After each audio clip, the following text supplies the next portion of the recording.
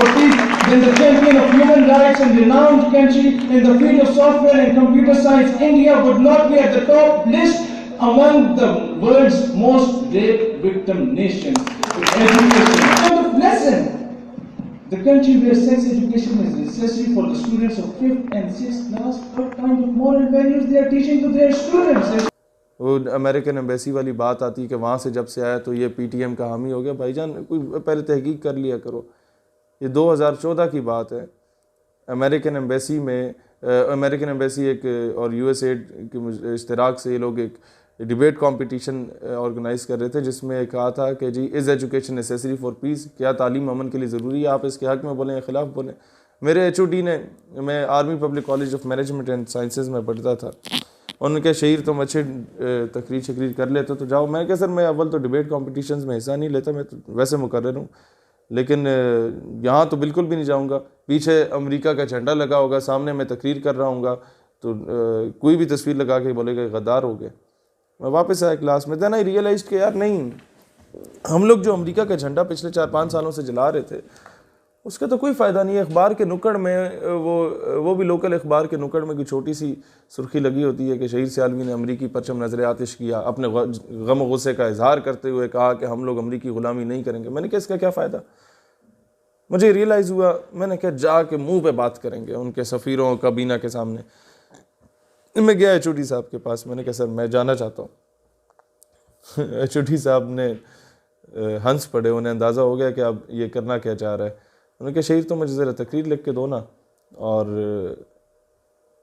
वो मैं देखूँगा, उसके बाद फिर मैं तुम्हें जाने दूँगा। मैंने खैर तकरीर शकरीर लिखी कि मलाला बड़ी नेक खातून है और आफिया सिद्दीकी को सही गिरफ़्तार किया गया और हमें दहशतगर्दी के ख़ात्मे और अमन के क़याम के लिए अमरीका का साथ देना होगा। एचओडी साहब ने वो पढ़ी, मुस्कुराए, कहते हैं बेटा ज़मीर तो मेरा भी नहीं मानता कि तुम ऐसी बातें करो, ना ही तुम्हारा मानता होगा, लेकिन अलबत्ता पोजीशन इसी से आएगी। मैं क्या बिल्कुल सर पोजीशन तो इसी से आएगी। तो क्या पहन के जा रहे हो, शेरवानी तो नहीं पहन रहे? मैंने कहा नहीं सर वो शेरवानी तो नहीं ना, अमरीकी एम्बेसी का फंक्शन है तो पैंट कोट शैंट कोट टाई शाई लगा के जाएंगे। कहता हाँ, यही मैं तुम्हें बता रहा था कि वो कोई बुरा इंप्रेशन उन पर ना पड़ जाए। हम पहली बार ही हमारी यूनिवर्सिटी को जाने दे रहे हैं तो कोई अच्छा इंप्रेशन पड़े। खैर मैं आया, मैंने कहा यार अब वहाँ सच तो बोलना है लेकिन ज़रा सपोर्ट भी लेके जानी चाहिए। मैंने सर के पास दोबारा चले गया। मैंने कहा सर आपको पता है हमारा इदारा पहली मरतबा जा रहा है किसी एम्बेसी के प्रोग्राम में, तो इलेक्ट्रिकल इंजीनियरिंग, सॉफ्टवेयर इंजीनियरिंग और बीबीए के बैच के 10-10 बच्चों को हम लोग ऑन बोर्ड लेते हैं। आप इजाज़त लें कि ऑडियंस के लिए हमें 30 बंदे चाहिए और एक टीचर भी हम रख लेते हैं उसमें, ताकि बच्चे डिसिप्लिन उनका मेंटेन रहे।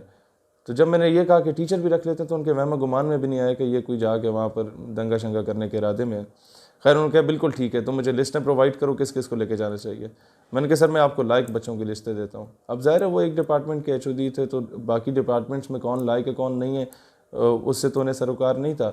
तो मैंने जितने दान नुमा टाइप, माजरत के साथ वो सुन भी रहे हो, मतलब हटे कटे ज़बरदस्त दबंग टाइप हमारे जो दोस्त अहबाब होते थे तमाम डिपार्टमेंट्स के, उन सब के नाम वहाँ तहरीर किए। और टीचर्स जो 3 हमने रखे वो रखे जो हमारे टाइप के फ्रेश होते थे, जिन्होंने फ्रेश बीएस ऑनर्स या एमएस किया होता था और आ जाते थे वहाँ विजिटिंग फैकल्टी के लिए। तो हमारा एज डिफरेंस इतना नहीं होता था, तो गपशप आपस में अच्छी होती थी। उनको भी हमने ऑन बोर्ड लिया। उन्हें कहा सर आप जाएंगे एम्बेसी का प्रोग्राम है, तो बड़े खुश हो गए कि हाँ चलेंगे इंशाल्लाह। खैर कोस्टर अरेंज हो गई। एम्बेसी के जो भी लड़के शड़के थे उनसे बात होगी कि भाई हमारी ऑडियंस वाले भी आना चाहते हैं तो आप इजाज़त दे दें। उन्होंने कहा जी you are more than welcome, हमें तो इंतज़ार होता है कि कोई सुनने वाला भी आया हुआ हो। खैर 78 एजुकेशनल इंस्टीट्यूट्स के डिबेटर्स गए, बीच में शहीद सियालवी साहब भी गए और 30 बंदे हमारे साथ और चले गए और 3 वो टीचर्स।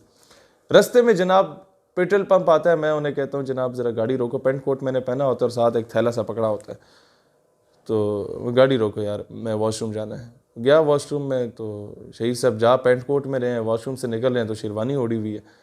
तो वो कहते हैं यार ये क्या चक्कर है। मैंने कहा यार गाड़ी में बैठो फिर बताता हूँ। अभी हमारी यूनिवर्सिटी से जो नेशनल लाइब्रेरी जहाँ पर एम्बेसी अपना प्रोग्राम करा रही थी उसका सफ़र कोई है 25-30 किलोमीटर का, तो घंटा लग ही जाता है। इस्लामाबाद पिंडी की सड़कों पर रश भी होता है। तो रास्ते में मैंने उन्हें कहा यार चक्कर ये है कि जो तकरीर मैंने कल सर को सुनाई थी और तुम लोगों को भी सुनाई थी, मैं वो तकरीर नहीं कर रहा। तो क्या कर रहे हो फिर? मैंने कहा यार मैं तो सच बोलने जा रहा हूँ आज।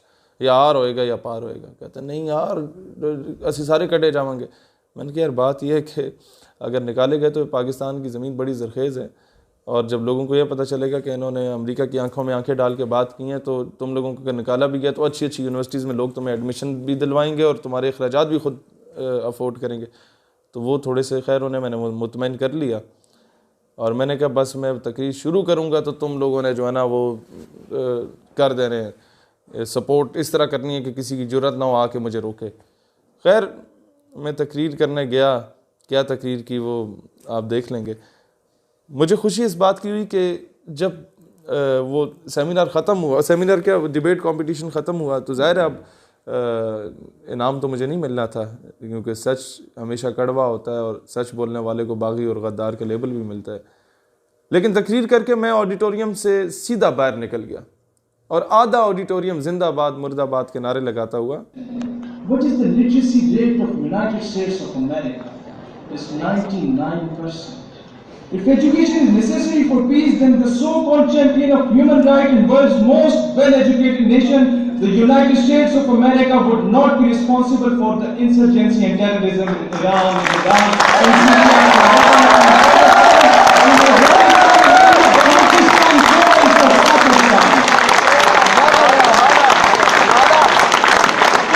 Yes, education is necessary for peace.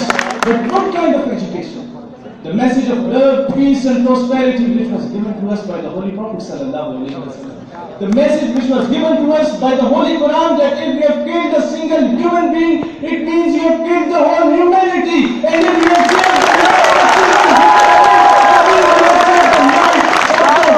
humanity. But unfortunately, the so-called international media, the so-called champions of human rights used to say, the so-called world's most well-educated and highly qualified people used to say that Muslims are responsible for the terrorism. Let me ask you a question. What is the literacy rate of Israel? It's 97%. Then what is being done in Palestine? Thousands of Muslims children are getting what was done in Iran? What was done in Iraq? What was done in Syria? What is being done in Lebanon? What is being done in Burma? What is being done in Afghanistan? What is being done in Hyderabad, Dhaka and Gujarat? And what is being done in Indian occupied Kashmir? So, it has been proved that Muslims are not terrorists, rather they are being terrorized.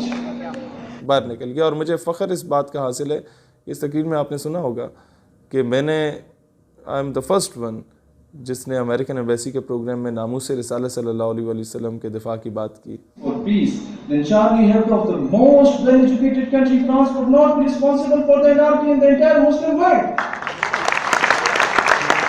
Then according to law of God, where you can't pinch and hurt the feelings of any religion, caste or creed, and according to the international blasphemy law, what do you say about the nation where patients are the most sensitive about their beloved Prophet sallallahu alaihi wasallam? Dear audience, let me to express extent of these patients in my national language, because English linguistics can't absorb by these patients. हमने हर दौर में नामों से रिसालत के लिए छोड़कर सियासत का सिलसिला फ़ुज़ूल, फ़कत एक नाम मोहम्मद से मोहब्बत की। मैंने अफ़गानिस्तान से फ़लस्तीन, कश्मीर से बर्मा तक के एक एक मुसलमान मज़लूम की बात की और कहा कि दहशतगर्द असल तुम लोग हो, अमेरिका वालों, जो दुनिया का अमन तबाह कर चुके हो। खैर जब मैं ऑडिटोरियम से बाहर निकला तो आधा ऑडिटोरियम नारे लगाते हुए बाहर आ गया। पोजीशन मेरे लिए वो नहीं थी कि वो फर्स्ट सेकंड थर्ड पोजीशन देते, वो तो देनी भी नहीं थी उन्होंने। पोजीशन मेरे लिए ये थी कि जो दूसरे स्कूल्स और कॉलेजेस और यूनिवर्सिटीज़ के टीचर्स और प्रिंसिपल्स आए हुए थे अपने बच्चों को लेके साथ, उन लोगों ने मेरा माथा चूमा था कि बेटा तुमने हक अदा किया, सच बोला।